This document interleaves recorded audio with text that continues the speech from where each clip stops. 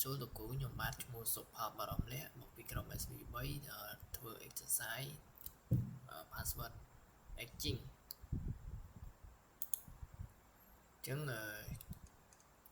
ជាដំបូងយើងបង្ហាញទៅលើ user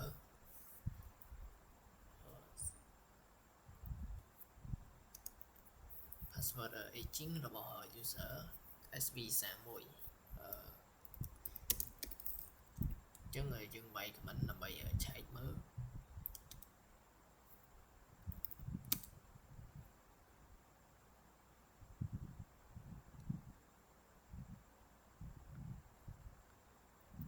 SB31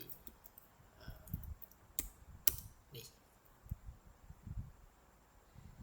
ចឹងអានេះគឺជា last password change គឺខែ9ថ្ងៃ1ឆ្នាំ 2026 ហើយបន្តមក password expire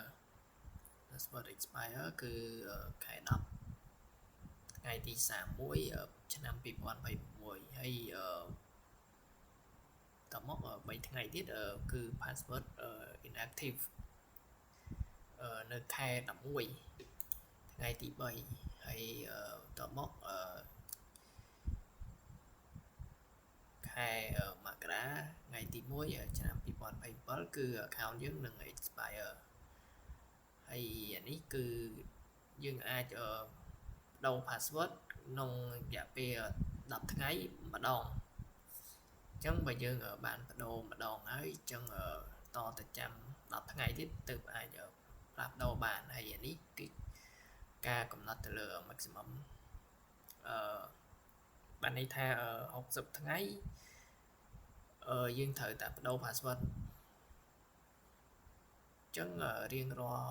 60ថ្ងៃយើងត្រូវតែផ្លាស់ប្ដូរ password របស់យើងហើយ14ថ្ងៃpassword expire វានឹង load warning ប្រាប់យើងនៅពេល14ថ្ងៃ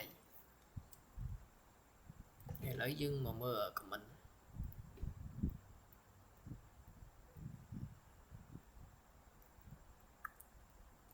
ដែល comment sudo check ដក ធំ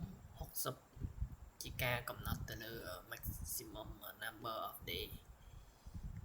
នេះយើងកំណត់60ថ្ងៃ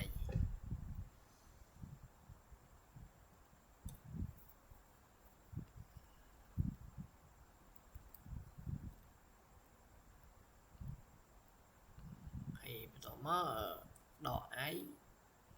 3គឺជាការកំណត់3ថ្ងៃទៅលើ inactive ចឹងវាអពី October 31 នេះចំនួន3ថ្ងៃpassword យើងនឹង inactive តមកដក e ជាការកំណត់ទៅលើ expire ហើយនេះ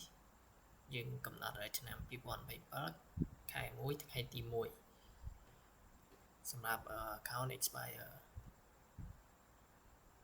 ហើយដក តូច10ជាការកំណត់សម្រាប់ផ្លាស់ប្ដូរ password 10ថ្ងៃ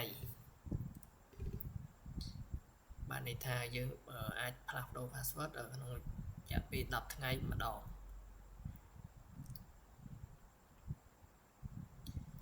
ហើយនេះ14យើងកំណត់ទៅលើ warning អញ្ចឹងសម្រាប់វីដេអូបញ្ចូលរបស់ខ្ញុំមានតែប៉ុណ្្នឹងអរគុណលោកគ្រូ